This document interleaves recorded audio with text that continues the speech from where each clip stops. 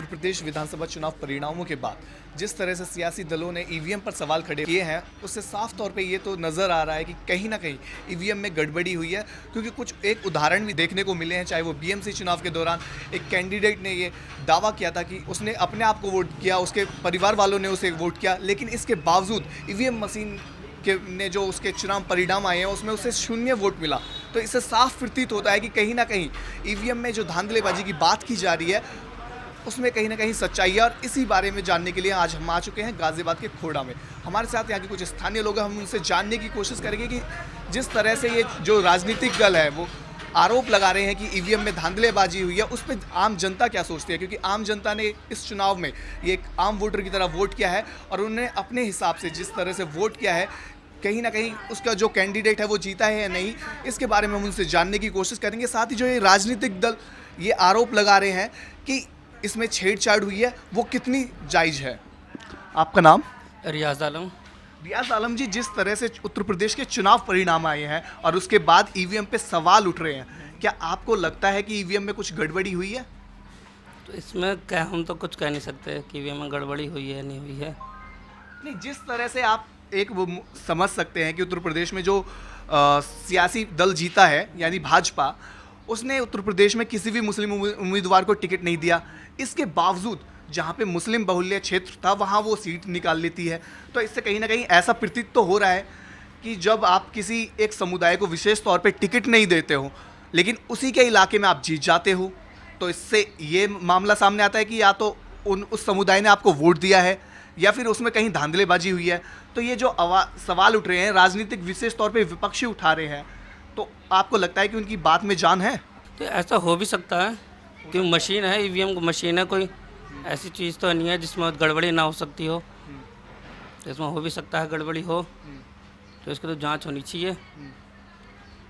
तो इनका कहना है कि ईवीएम की जांच होनी चाहिए, क्योंकि जांच होने का पीछे लाजमी भी है कि जिस तरह से चुनाव परिणाम आए हैं उससे साफ तौर पे यही प्रतीत हो रहा है कि जो है जिस तरह से चुनाव से पहले लोगों का रुझान देखने को मिल रहा था कि सभी पार्टियों की स्थिति मजबूत नज़र आ रही थी, लेकिन परिणामों में साफ तौर पे बीजेपी को काफ़ी ज़्यादा बढ़त मिली है। और जिस तरह से चुनावों से पहले ध्रुवीकरण हुआ उससे भी कहीं ना कहीं चुनाव प्रभावित हुए हैं। और जो परिणामों की विशेष तौर पे बात की जाए, कुछ ऐसी भी जगह मिली है जहां पर जो कैंडिडेट्स को वोट वहां के वोटरों से ज़्यादा मिले। यानी आप इसे ऐसे समझ सकते हैं कि किसी इलाके में मानो 69% मतदान हुआ, लेकिन वहां पे जब वोट काउंटिंग हुई है तो वो 70 या 72% और कुछ जगह तो 75% तक वोटिंग ईवीएम ने शो की है।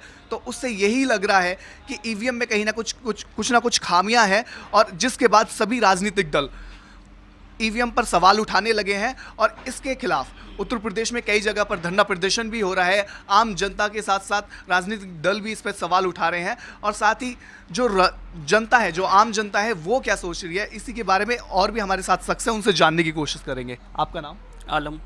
आलम जी, इन दिनों ये कहा जा रहा है कि पुराने बैलेट पेपर, जिस तरह से पहले पर्चियों के द्वारा मतदान होता था और फिलहाल ईवीएम से चल रहा है, जिस तरह से धांधलेबाजी सामने आई है, आपको लगता है कि ईवीएम सही है या फिर पुराने जो बैलेट पेपर है उसी से दोबारा चुनाव किए जाएं आगे? पुराना बैलेट पेपर ज़्यादा सही है इस हिसाब से कि उसमें बेईमानी के चांस बहुत कम होते हैं, क्योंकि ईवीएम मशीन है, इसमें कोई भी पार्टी कर सकती है, ये नहीं कि किसी एक का नाम लिया जाए, कोई भी कर सकती है। तो आपको लगता है कि ईवीएम में धांधलेबाजी हो सकती है? हाँ बिल्कुल, हाँ, क्योंकि ये तो सॉफ्टवेयर होता है, इसमें एक मशीन लगती है।